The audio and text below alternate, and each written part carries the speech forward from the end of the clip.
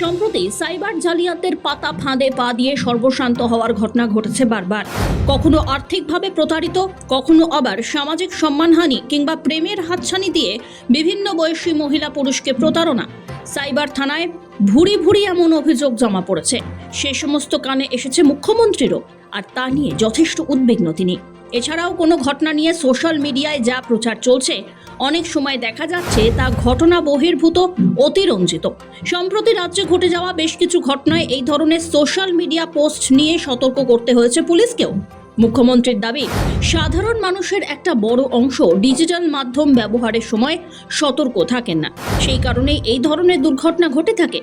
তা নিয়ে এবার কেন্দ্র হস্তক্ষেপের দাবি জানিয়ে কেন্দ্রীয় স্বরাষ্ট্রমন্ত্রী অমিত শাহকে চিঠি লিখলেন বাংলার মুখ্যমন্ত্রী মমতা বন্দ্যোপাধ্যায়।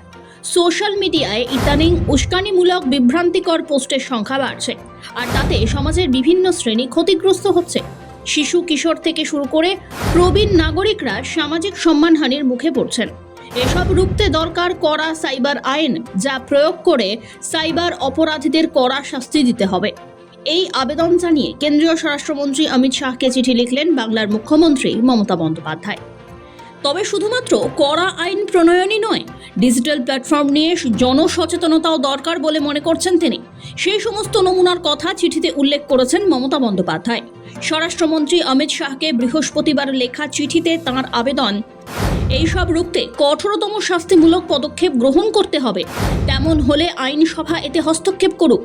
নির্দিষ্ট পদ্ধতি মেনে নতুন আইন প্রণয়ন হোক, কিংবা যেসব আইন রয়েছে তার সংশোধন করার আবেদন জানিয়েছেন বাংলার মুখ্যমন্ত্রী। ব্যুরো রিপোর্ট, সময়, কলকাতা।